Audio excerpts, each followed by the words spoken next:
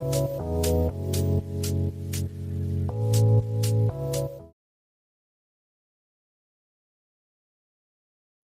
Friends, this is Manish और आप सबका बहुत बहुत स्वागत है हमारे YouTube channel study with Manish Pandey पर। दोस्तों, जिस तरह से मनुष्य का स्वभाव है कि किसी के बारे में कोई ओपिनियन रखना, किसी के बारे में कुछ टीका टिप्पणी करना, गुण दोषों की चर्चा करना, ठीक उसी तरह से व्याकरण में भी, अर्थात हमारे जो 8 पार्ट्स ऑफ स्पीच हैं, उसमें भी कुछ ऐसे हैं जिनका काम है किसी अन्य के बारे में टीका टिप्पणी करना। तो वैसे में 2 हैं जिनका काम ये है, एक है एडजेक्टिव और दूसरा है एडवर्ब। एडजेक्टिव जो कि किसी नाउन या प्रोनाउन के बारे में टीका टिप्पणी करते हैं, और जो एडवर्ब है वो किसी वर्ब के बारे में, किसी एडजेक्टिव के बारे में, और कभी-कभी तो खुद अपने बारे में भी वो टीका टिप्पणी करते हैं। मतलब टीका टिप्पणी करने का यहाँ अर्थ है मॉडिफाई करना, क्वालिफाई करना, उसके अर्थ में कुछ और जोड़ देना। तो आज का टॉपिक है एडवर्ब। तो आइए देखते हैं हम एडवर्ब के बारे में। Mohan runs fast. मोहन तेज दौड़ता है। मोहन कैसे दौड़ता है? तेज दौड़ता है। तो यहाँ हम देख रहे हैं कि जो फास्ट है वो क्या कर रहा है? रन्स जो क्रिया है इसमें और कोई विस्तार ला देता है और कुछ स्पष्टता ला देता है। तो हम कहेंगे कि फास्ट जो शब्द है यह रन को मॉडिफाई कर रहा है, क्वालिफाई कर रहा है। तो यहाँ फास्ट जो है, चूंकि रन्स एक वर्ब को मॉडिफाई कर रहा है, तो ये फास्ट क्या हो गया? ये एडवर्ब हो गया। दूसरा सेंटेंस है Dolly is a very sweet baby. Dolly is a very sweet baby. Dolly एक बहुत सुंदर, बहुत प्यारी बच्ची है। यहाँ हम देख रहे हैं कि यहाँ जो वेरी आया है वो किसको मॉडिफाई कर रहा है? एडजेक्टिव जो कि स्वीट है उसको मॉडिफाई कर रहा है। बेबी है नाउन, नाउन को मॉडिफाई कर रहा है स्वीट, तो नाउन को मॉडिफाई कर रहा है तो स्वीट हो गया एडजेक्टिव, और इस एडजेक्टिव को मॉडिफाई कर रहा है वेरी, तो वेरी हो जाएगा एडवर्ब। तो यहाँ हम देख रहे हैं कि वर्ब जो है, सॉरी, एडवर्ब जो है एक एडजेक्टिव को मॉडिफाई कर रहा है, जबकि पहले वाक्य में जो एडवर्ब है वो एक वर्ब को मॉडिफाई कर रहा है। और तीसरा वाक्य है Dinesh rights quite clearly. Dinesh बहुत साफ लिखता है, एकदम साफ लिखता है, बिल्कुल साफ लिखता है। Dinesh rights quite clearly. ठीक है, अब हम यहाँ देख रहे हैं दिनेश राइट्स क्लियरली। दिनेश साफ साफ लिखता है। यहाँ क्लियरली जो है किसको मॉडिफाई कर रहा है? राइट्स जो कि एक वर्ब है, इस वर्ब को मॉडिफाई कर रहा है। तो वर्ब को मॉडिफाई कर रहा है क्लियरली, तो क्लियरली एक एडवर्ब हुआ। ठीक है, कोई दिक्कत बिल्कुल नहीं। लेकिन अब हम देखें कि ये क्वाइट किसको मॉडिफाई कर रहा है? कह रहा है कि Dinesh rights quite clearly. Dinesh एकदम साफ लिखता है। अगर क्वाइट नहीं रखता तो होता दिनेश राइट्स क्लियरली, दिनेश साफ साफ लिखता है। लेकिन जब क्वाइट क्लियरली करे कि एकदम साफ लिखता है, बिल्कुल साफ लिखता है, यानी ये जो क्वाइट शब्द है ये एडवर्ब क्लियरली को मॉडिफाई कर रहा है। किसको कर रहा है? इस एडवर्ब क्लियरली को मॉडिफाई कर रहा है। तो यह भी एक एडवर्ब हुआ, यानी क्वाइट भी क्या हो गया? एडवर्ब हो गया। यानी हम देख रहे हैं कि यहाँ एडवर्ब जो है, यहाँ फास्ट जो है वर्ब को मॉडिफाई किया। यहाँ जो एडवर्ब है वेरी, वह स्वीट एक एडजेक्टिव को मॉडिफाई किया। और यहाँ इस वाक्य में ये जो क्वाइट है, क्वाइट जो है वो क्लियरली एडवर्ब को मॉडिफाई कर रहा है। तो हम कह सकते हैं कि एडवर्ब एक ऐसा शब्द होता है जो किसी वर्ब, किसी एडजेक्टिव या किसी एडवर्ब को मॉडिफाई करता है। ठीक है, लेकिन यहीं पर एडवर्ब का काम खत्म नहीं हो जा रहा है। जो ट्रेडिशनल ग्रामेरियन है वो ये बात को कह रहे हैं। जो ट्रेडिशनल ग्रामेरियन है वो कहते हैं कि an adverb is a word. यहाँ देखिए मैं लिखा भी हूँ definition. An adverb is a word which modifies the meaning of a verb, an adjective और another adverb। यानी एडवर्ब एक ऐसा शब्द होता है जो किसी वर्ब, किसी एडजेक्टिव या फिर कोई दूसरे एडवर्ब को मॉडिफाई करता है, उसके मीनिंग को मॉडिफाई करता है। ठीक है, लेकिन एक बहुत बड़े विद्वान हुए, इंडियन स्कॉलर हुए, प्रोफेसर अमरनाथ ठाकुर। इनका कहना है, ये क्या कह रहे हैं, इनका कहना है कि an adverb is a word, adverb एक ऐसा शब्द होता है दैट कैन मॉडिफाई, जो कि मॉडिफाई कर सकता है एनी पार्ट ऑफ स्पीच। क्या कह रहे हैं अमरनाथ ठाकुर जी, कह रहे हैं कि एडवर्ब एक ऐसा शब्द होता है जो कि किसी भी शब्द को मॉडिफाई कर सकता है, पूरे पार्ट्स ऑफ स्पीच को कर सकता है। और वही नहीं, लिख रहे हैं and can modify even a sentence, यह सेंटेंस को भी मॉडिफाई कर सकता है ना, यानी सेंटेंस के भी अर्थ को क्लियर कर सकता है। और ये कैसे, थोड़ा सा देखते हैं, ऊपर और दो वाक्य में लिखा हूं। अब यहां आप देख रहे हैं even you must read the above sentence, यहां हम लोग देख रहे हैं इवन यू, आप भी, यानी आपको भी अवश्य पढ़ना चाहिए क्या, एबव सेंटेंस को, जो ऊपर सेंटेंस लिखा हुआ है ना, उसको आपको भी पढ़ना चाहिए। यहां हम देख रहे हैं कि जो इवन नामक एडवर्ब है यू को मॉडिफाई कर रहा है, यू जो कि एक प्रोनाउन है। और यहाँ एबव कह रहा है कि आपको क्या पढ़ना चाहिए, आपको अवश्य पढ़ना चाहिए ऊपर दिए गए जो वाक्य है उसको। तो यहाँ जो एबव शब्द है, यहाँ जो एबव शब्द है वो किसको मॉडिफाई कर रहा है, सेंटेंस को मॉडिफाई कर रहा है। सेंटेंस जो कि एक नाउन है और एबव जो कि एक एडवर्ब है, तो इनके बात में भी दम है। कह रहे हैं कि वो किसी को भी मॉडिफाई कर सकता है, और ये कह रहे हैं कि वाक्य को भी मॉडिफाई कर सकता है। यहाँ हम एक उदाहरण लिखे हैं, इसके द्वारा यह बात भी प्रमाणित हो जा रही है। अनफॉर्चुनेटली, दुर्भाग्यवश, I do not know anything about it, मैं इसके बारे में कुछ नहीं जानता हूँ। अब देखिए अनफॉर्चुनेटली क्या है, एक एडवर्ब है, और यहाँ किसको मॉडिफाई कर रहा है, मॉडिफाई पूरे इस वाक्य को, I do not know anything about it को मॉडिफाई कर रहा है। तो हम कह सकते हैं ना कि अनफॉर्चुनेटली अर्थात जो एडवर्ब है वो पूरे सेंटेंस को भी मॉडिफाई कर सकता है। और ध्यान दीजिए, जब भी कोई एडवर्ब किसी पूरे सेंटेंस को मॉडिफाई करता है तो वाक्य के प्रारंभ में रहता है। चलिए ठीक है, तो ये तो हम लोग जाने एडवर्ब की परिभाषा। अब आगे हम देखते हैं काइंड्स ऑफ एडवर्ब्स, एडवर्ब्स के प्रकार। तो देखिए एडवर्ब्स को कई तरह से बांटा गया है। ऐसे देखा जाए तो एडवर्ब को हम कह सकते हैं कि एडवर्ब तीन प्रकार के होते हैं। कितने प्रकार के होते हैं, एडवर्ब तीन प्रकार के होते हैं। Simple adverbs, interrogative adverbs and relative adverbs. आप लोग जब क्लॉज वगैरह में पढ़ा रहा था तो आप लोग सुने होंगे, पढ़े भी होंगे। चलिए यहाँ भी हम बता देंगे।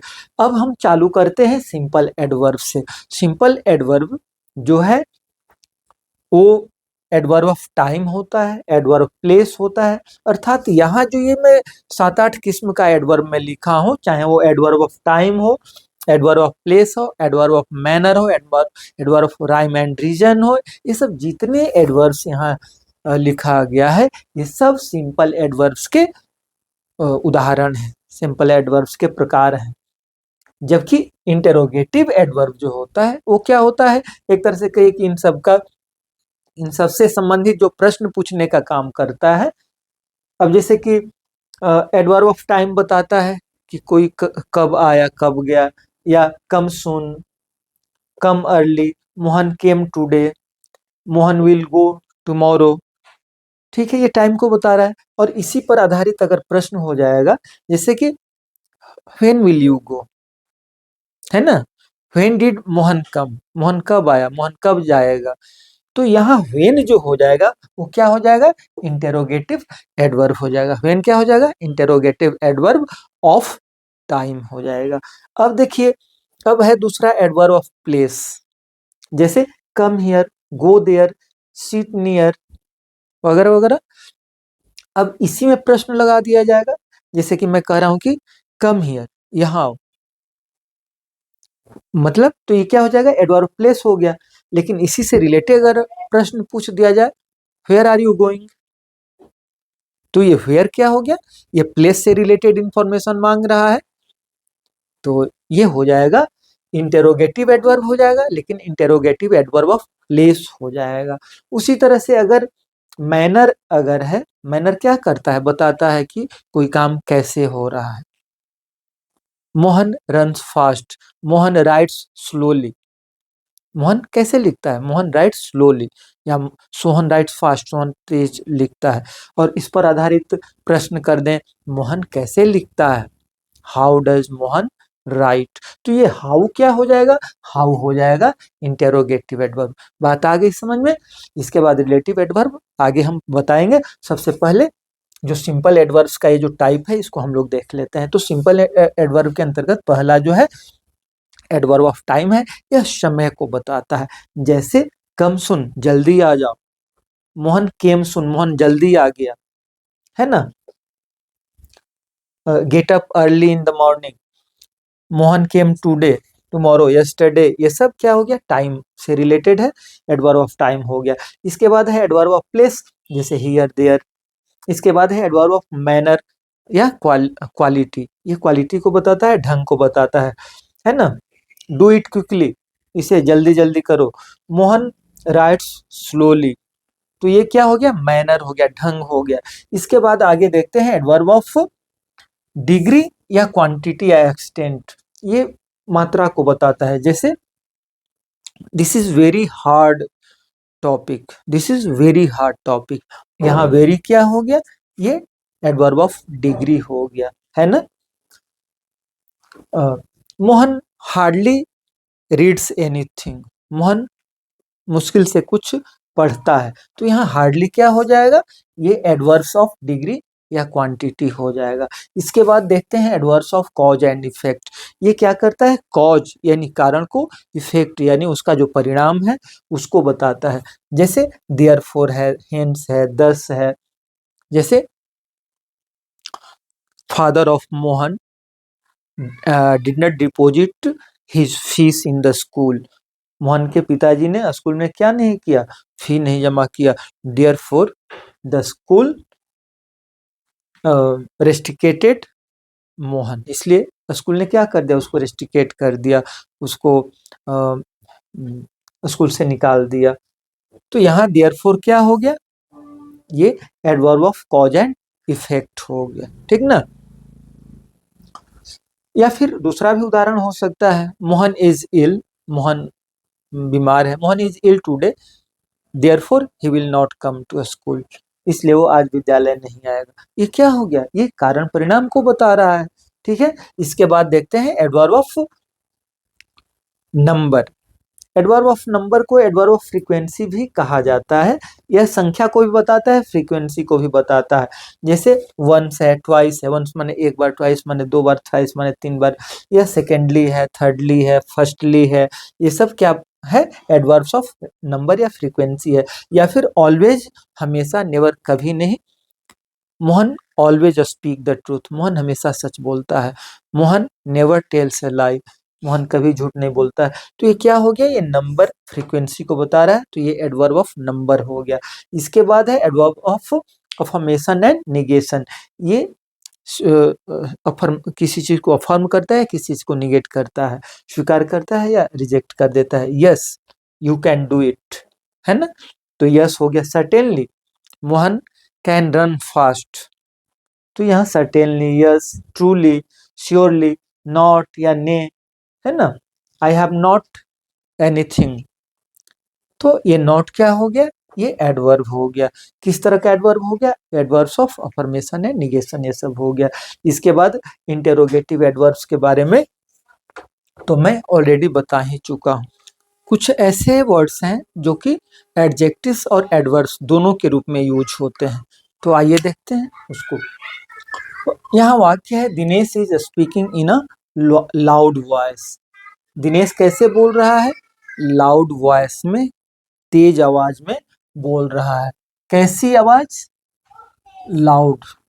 यहाँ हम देख सकते हैं कि वॉइस जो है वो नाउन है, वॉइस अर्थात आवाज क्या है, नाउन है, और इस नाउन को मॉडिफाई कर रहा है यह शब्द लाउड।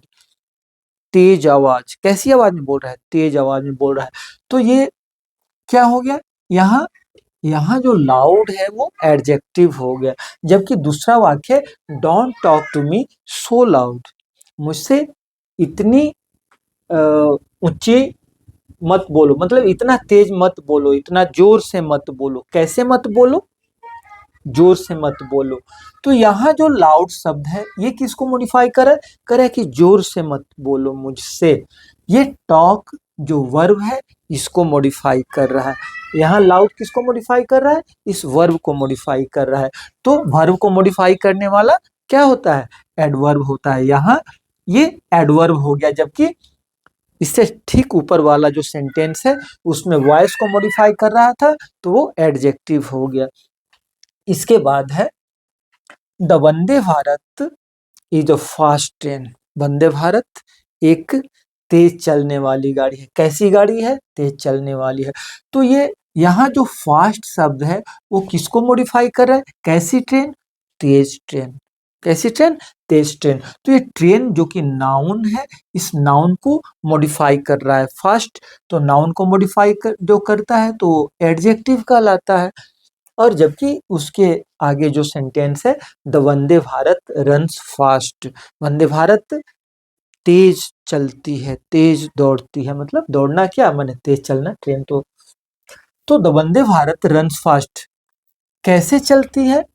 तेज चलती है। यहाँ जो फास्ट शब्द है ये किसको मॉडिफाई कर रहा है? किसके अर्थ को स्पष्ट कर रहा है? इस रन्स को। और रन्स क्या है? रन्स जो है वर्ब है, तो वर्ब को मॉडिफाई कर रहा है फास्ट, तो यहाँ फास्ट क्या हो गया? एडवर्ब हो गया। ठीक है। तो कहने का मतलब है कि कभी कभी ऐसा भी हो सकता है कि एक ही शब्द एडजेक्टिव हो सकता है या एडवर्ब भी हो सकता है, इसलिए केयरफुली हम लोग को ध्यान देना होगा परीक्षा में। आगे है some adverbs have more than one forms. कभी कभी क्या होता है, कुछ ऐसे एडवर्ब्स हैं जिनके एक से अधिक रूप हैं। जैसे हार्ड, यह भी एक एडवर्ब है, और हार्डली भी एक एडवर्ब है, जबकि दोनों दो अर्थ में यूज होता है ना। अब हार्डली का अर्थ हो जाता है मुश्किल से, और हार्ड का अर्थ होता है कठोर, कठिन, है ना। लेट, देर, लेटली, हाल ही में। अब लेट भी क्या कहते हैं? एडवर्ब है। लेटली भी एडवर्ब है, लेकिन दोनों का यूज एक जैसा नहीं होता है। Mohan came late but I came lately. Mohan देर से आया, आई केम लेटली, मैं हाल ही में आया। ठीक है, तो दोनों दो। उसी तरह से नियर है, नियर माने नजदीक हो गया, और नियरली लगभग। Come and sit near me, और ये हो गया nearly 1000 students were present there. तो यहाँ नियरली का क्या अर्थ हो जाएगा? नियरली यानी लगभग, लेटली हाल ही में, हाल ही में। ठीक है, ये हो गया। इसके बाद हम लोग को देखना है 3 फॉर्म्स ऑफ एडवर्ब्स। जैसे एडजेक्टिव में जो ग्रेडेबल एडजेक्टिव्स होते हैं उसके 3 रूप होते हैं, पॉजिटिव्स, कंपैरेटिव और सुपरलेटिव। ठीक उसी तरह से जो ग्रेडेबल एडवर्ब्स हैं उसका भी 3 रूप होता है, positive form, comparative form and superlative form. तो जनरली आप जानते हैं कि ईआर पॉजिटिव में ईआर लगा करके कंपैरेटिव और ईएसटी लगा करके सुपरलेटिव बनाया जाता है। जैसे फास्ट, फास्टर, फास्टेस्ट। लेकिन अगर कोई शब्द है जिसके अंत में एल वाई लगा हो तो उसका कंपैरेटिव मोर लगा करके और सुपरलेटिव मोस्ट लगा करके बनाया जाता है। ठीक है, यहां मैं नटसेल में बताते जा रहा हूं। और कुछ ऐसे भी एडवर्ब्स होते हैं जिनका कंपैरेटिव फॉर्म और सुपरलेटिव फॉर्म इरेगुलरली बनता है। जैसे इल, वर्स, वर्स्ट। यहाँ ऐसा कोई नहीं चीज है कि इसमें कुछ लगा दिया तो वर्स हो गया, उसमें कुछ लगा दिया तो वर्स्ट हो गया। या फिर मच, मोर, मोस्ट। तो ये सब है। इसके बाद हम लोग देखेंगे कि एडवर्ब्स बनते कैसे हैं। एडवर्ब्स जनरली एल वाई लगा करके बनाया जाता है। जैसे फुलिश हो गया, एडजेक्टिव में एल वाई लगाइए, क्या बन जाता है? एडवर्ब बन जाता है। जैसे फुलिश एडजेक्टिव है, ध्यान दीजिएगा, एक होता है फुल और एक होता है फुलिश। तो फुल जो है नाउन होता है और फुलिश क्या होता है? एडजेक्टिव होता है ना। तो फुलिश फुलिशली, हैप्पी प्रसन्न, खुश, हैप्पीली, काइंड काइंडली। तो एलवाई लगा करके क्या होता है, एडवर्ब का निर्माण होता है। ये सामान्य नियम है। आइए इसके आगे हम लोग देखते हैं कि एडवर्ब का प्लेस क्या होता है वाक्य में।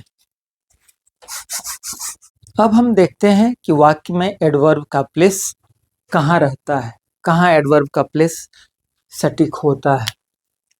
तो पहला नियम कहता है कि एडवर्ब ऑफ टाइम का प्रयोग मेन वर्ब के पहले होता है, किंतु अगर वर्ब टू बी आया हो तो वर्ब टू बी के बाद में उसको रखा जाता है।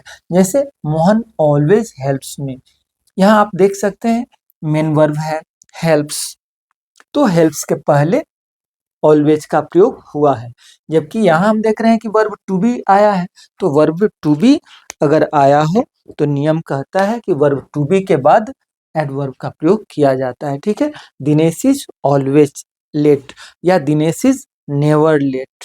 ठीक है, इसके बाद कह रहा है कि वाक्य में ऑब्जेक्ट आया हो तो ऑब्जेक्ट के बाद यूज होता है। यूज होता है मतलब एडवर्ब का प्रयोग होता है। जैसे he does his work honestly, वह अपना काम ईमानदारी पूर्वक करता है। तो ऑनेस्टली कहाँ आया है, ऑनेस्टली इस ऑब्जेक्ट अर्थात वर्क के बाद आया है।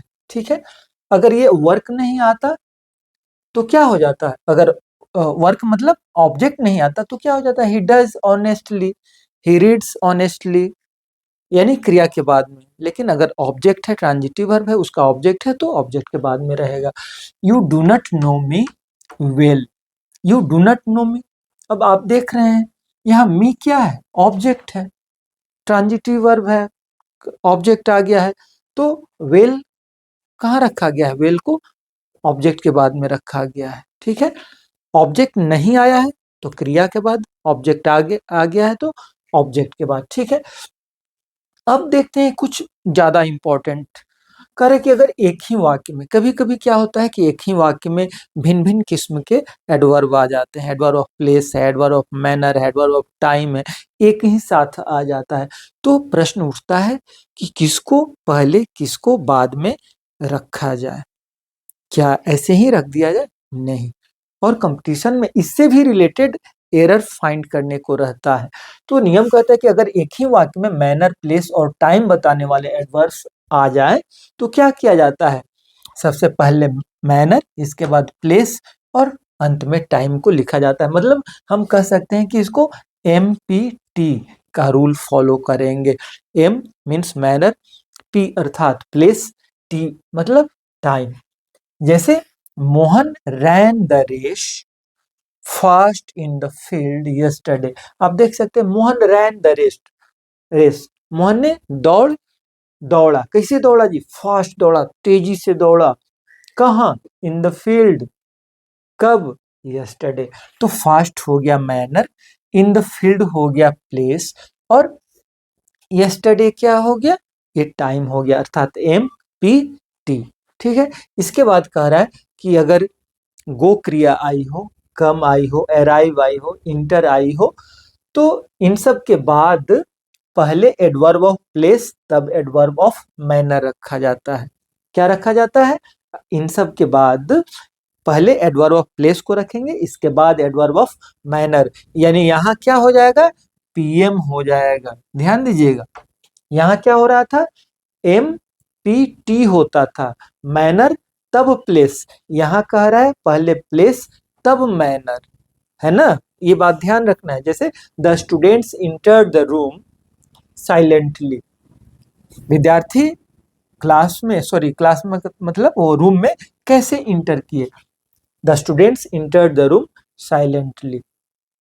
तो पहले रूम आया है तब साइलेंटली आया है, यानी पहले प्लेस आया है तब वो क्या कहते हैं, मैनर आया है।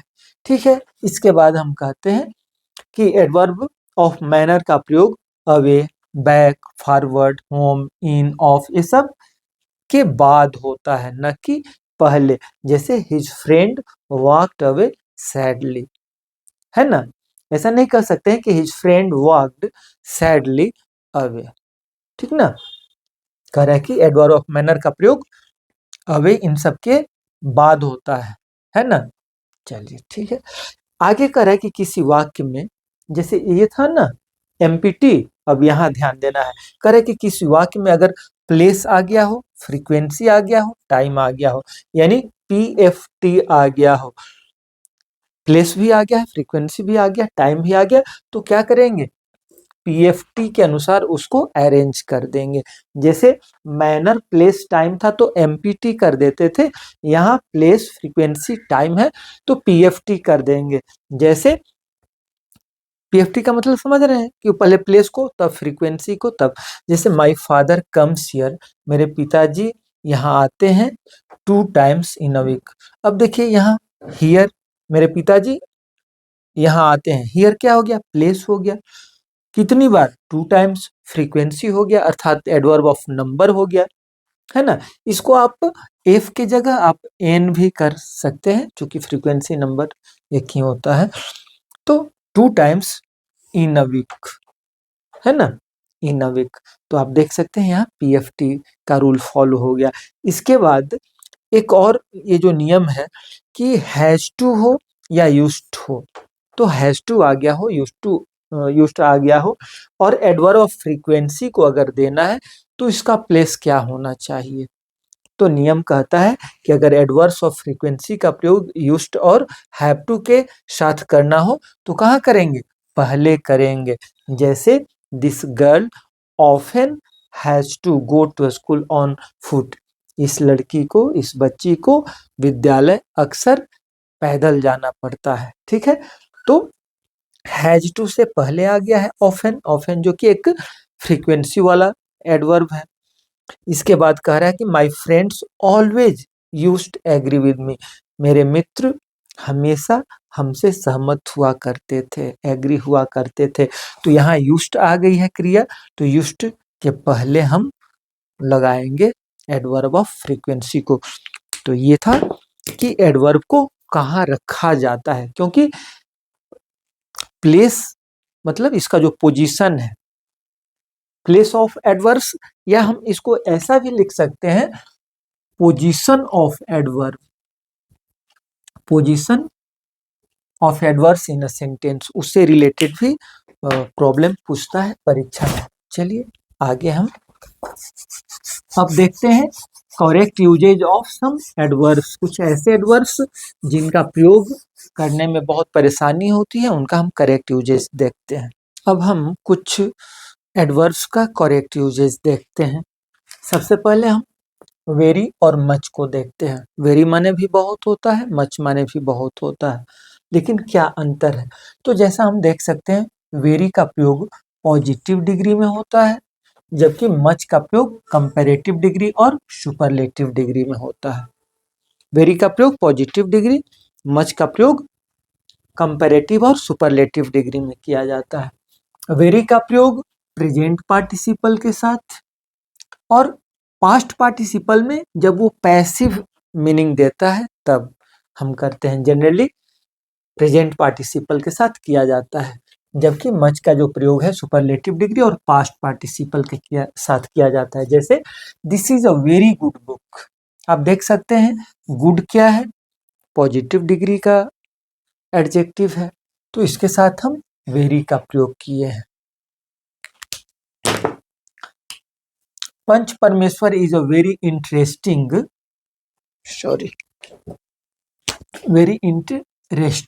स्टोरी। पंचतंत्र किस तरह की कहानी है, बहुत ही इंटरेस्टिंग कहानी है। तो इंटरेस्टिंग क्या है, इंटरेस्टिंग आप देख सकते हैं ये प्रेजेंट पार्टिसिपल है, क्रिया में जब आईएनजी लग जाता है तो प्रेजेंट पार्टिसिपल कहा जाता है, और वो वर्ब के रूप में भी काम कर सकता है, एडजेक्टिव के रूप में भी काम कर सकता है। तो यहाँ हम देख रहे हैं कि प्रेजेंट पार्टिसिपल है, इसलिए यहाँ वेरी का प्रयोग किया गया है। अब यहाँ देख सकते हैं कि ये पास्ट पार्टिसिपल है, इसके बावजूद भी तो कुछ इस तरह का कंडीशन है जहाँ की पास्ट पार्टिसिपल के साथ भी वेरी का प्रयोग किया जाता है। आई एम वेरी टायर्ड, या फिर Sohan was very pleased to see you. ध्यान दीजिएगा, प्लीज्ड का अर्थ जहाँ खुश होना होता है, तो वहाँ प्लीज्ड के साथ मच का प्रयोग न कर करके क्या करते हैं, वेरी का प्रयोग करते हैं। कहाँ, जहाँ प्लीज्ड का अर्थ होता है खुश, हैप्पी। ठीक है, आगे देखते हैं। Sita is much more beautiful then her sister. आप देख सकते हैं कि मच का प्रयोग कहाँ हुआ है? कंपैरेटिव डिग्री के साथ। मोर क्या है? मोर तो कंपैरेटिव फॉर्म है, मच का या मेनी का। तो मोर कंपैरेटिव के साथ मच का प्रयोग हुआ, कह रहे कि Sita is much more beautiful.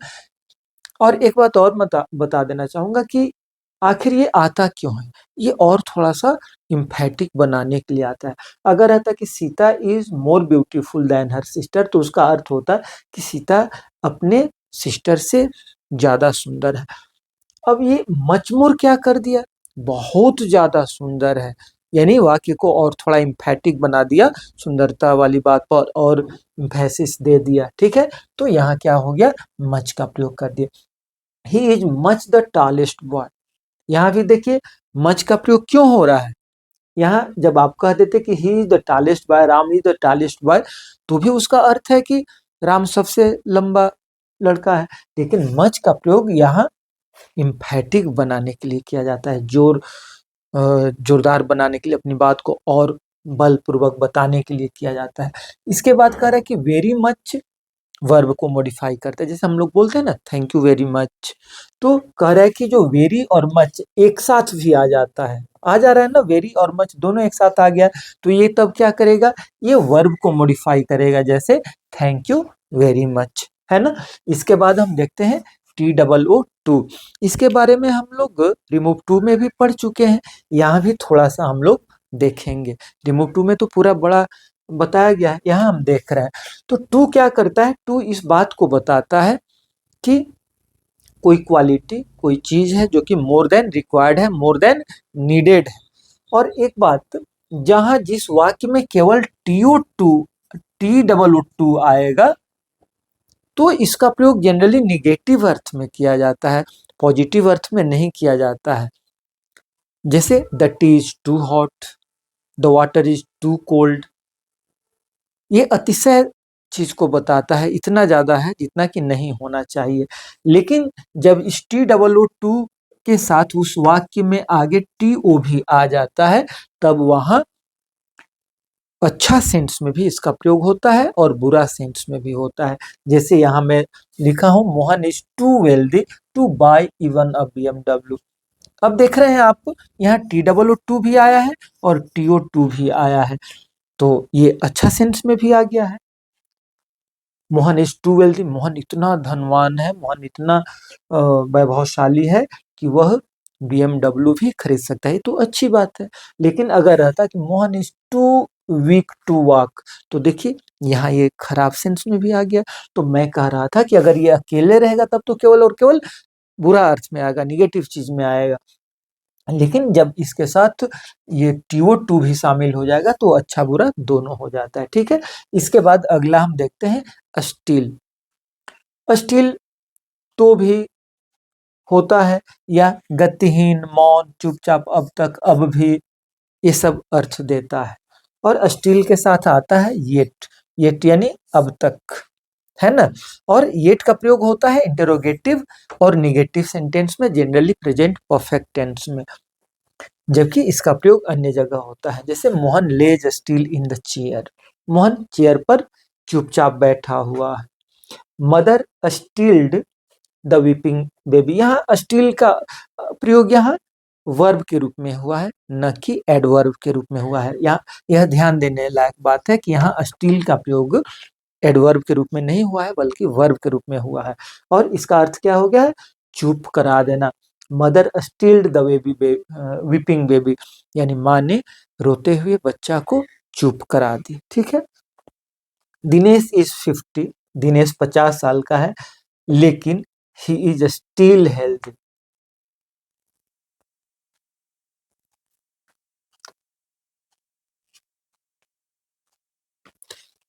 यहाँ बट का प्रयोग नहीं करेंगे, बस ऐसे ही कर देंगे, Dinesh is 50 still he is healthy, ऐसा भी कह देंगे, बट और स्टिल दोनों नहीं लगाएंगे बस। तो कह रहा है कि दिनेश जो है 50 साल का है, तो 50 साल का है तो भाई अब तो हेल्दी नहीं होना चाहिए। लेकिन कह रहा है कि दिनेश 50 साल का है, फिर भी वो कैसा है? हेल्दी है।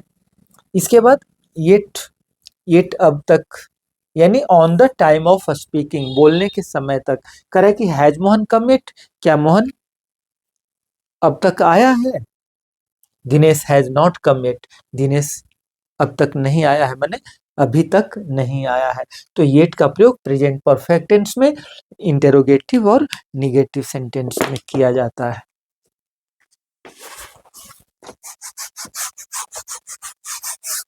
अब हम देखते हैं एगो और बिफोर को। एगो का अर्थ भी होता है पहले, बिफोर का भी अर्थ होता है पहले, लेकिन इन दोनों के प्रयोग में बहुत डिफरेंस है। एगो का प्रयोग कभी भी प्रेजेंट टेंस और प्रेजेंट टेंस और फ्यूचर टेंस में नहीं किया जाता है।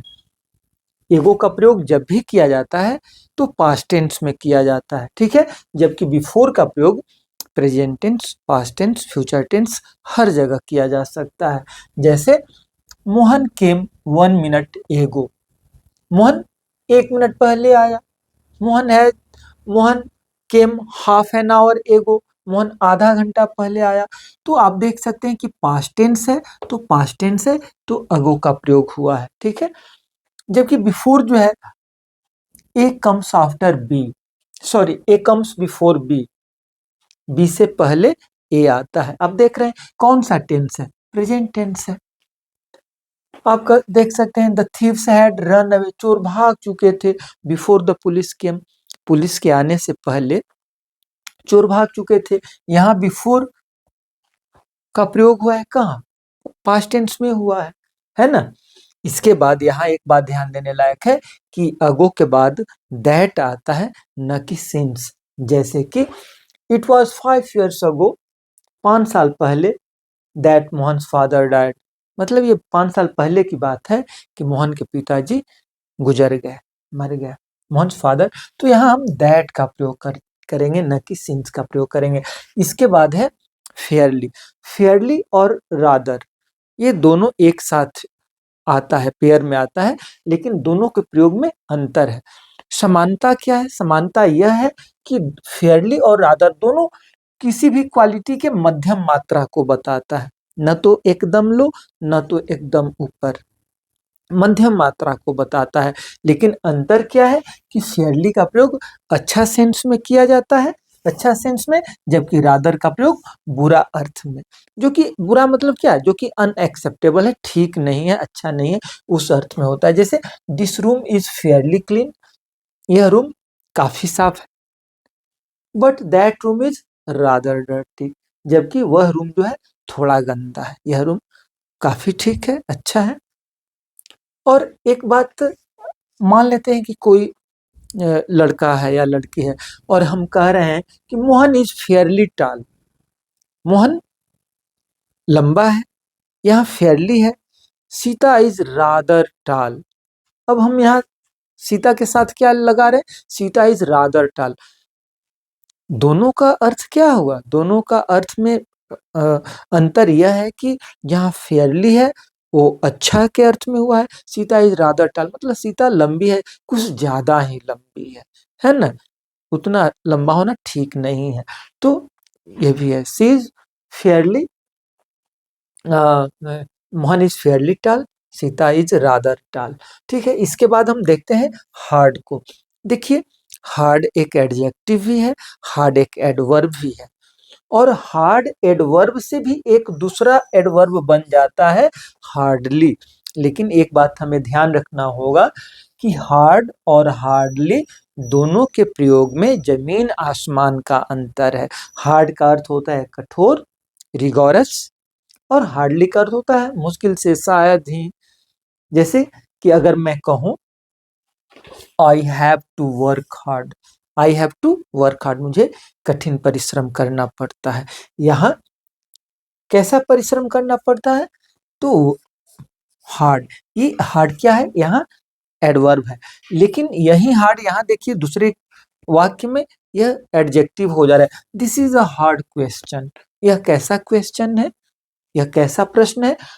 तो प्रश्न अर्थात क्वेश्चन नाउन है और उसके साथ हार्ड आया है, तो ये क्या हो जाएगा, ये एडजेक्टिव हो गया, यह एक कठिन परिश्रम है। और यहाँ करे कि आई हैव टू वर्क, मुझे कैसा काम करना पड़ता है, कितना वर्क करना पड़ता है, तो हार्ड वर्क करना पड़ता है। तो हार्ड हो गया एडवर्ब। तो हार्ड हम देख रहे हैं कि एडजेक्टिव भी है, एडवर्ब भी है। और ये जो हार्डली है, ये क्या करता है, यह निगेटिव अर्थ देता है। जैसे ही हार्डली कम्स हियर, वह शायद ही यहाँ आता है, मतलब वह लगभग नहीं आता है। हार्डली और स्कार्सली जनरली एक अर्थ देते हैं। स्कार्सली और हार्डली दोनों का प्रयोग निगेटिव अर्थ में होता है ना। चलिए, इसका प्रयोग वैसे वाक्यों में भी होता है, जैसे कि अभी मुश्किल से स्टेशन पहुंचा था कि गाड़ी खुल गई, तो स्कार्सली व्हेन, हार्डली व्हेन के द्वारा वो वाक्य बनता है। चलिए आगे देखते हैं। ओनली, ओनली इसका तो अर्थ सब कोई जानता है। ओनली माने केवल, मात्र। लेकिन इसके प्रयोग में थोड़ा सा ध्यान रखने की आवश्यकता है कि जिस शब्द को मॉडिफाई करता है उसके पहले आता है। जिस शब्द को मॉडिफाई करवाना हो उसके पहले इसको रखना होता है। जैसे अब देख रहे हैं यहाँ श्याम के पहले ओनली लगा है, मतलब श्याम को मॉडिफाई कर रहा है। यहाँ ओनली कहाँ आया है, टू सी के पहले आया है, क्रिया के पहले आया है, यानी क्रिया को मॉडिफाई कराना है ना। ओनली श्याम केम टू सी मी, केवल श्याम मुझसे मिलने आया, मतलब और कोई नहीं आया, केवल श्याम आया, तो श्याम के पहले आ गया। यहाँ देखिए श्याम केम ओनली टू सी मी, श्याम मुझसे केवल मिलने आया, केवल मिलने आया, मतलब आया और केवल मिला। ऐसा नहीं कि मुझे कोई हेल्प नहीं कर दे, मुझे कोई पैसा नहीं दे दिया। तो समझ रहे हैं। इसके बाद है एनफ, एनफ अर्थात पर्याप्त, काफी। कह रहा है कि यह जिस शब्द को मॉडिफाई करता है उसके बाद आता है। ओनली कहाँ आता है, जिसको मॉडिफाई करता है उसके पहले आता है। एनफ कहाँ आता है, जिस शब्द को मॉडिफाई करता है उसके बाद आता है। ये बात ध्यान रखना है। जैसे राम इज काइंड एनफ, यहाँ एनफ कहाँ आया है, काइंड के बाद आया है, तो ये काइंड को मॉडिफाई करा है कि राम काफी दयालु है, मुझे मदद करता है, वो काफी, मतलब इतना दयालु है कि वो मुझे मदद करता है। Ram is kind enough to help me. ठीक है, तो ये था आज का एडवर्ब। इसमें एडवर्ब को देखे, परिभाषा देखे, उसका टाइप्स देखे, प्लेस देखे कैसे बनता है, और जो बढ़िया बढ़िया एडवर्ब है उसका करेक्ट यूजेज भी हम लोग देखे। तो आज का वीडियो बहुत ही उपयोगी वीडियो है। मुझे उम्मीद है आप सबको पसंद आएगी। अगर आपको पसंद आई है तो कृपया इसे शेयर कीजिए, सब्सक्राइब कीजिए, लाइक कीजिए। तो आज का वीडियो देखने के लिए आप लोगों को बहुत बहुत धन्यवाद। आप लोग स्वस्थ रहें, मस्त रहें। Thank you.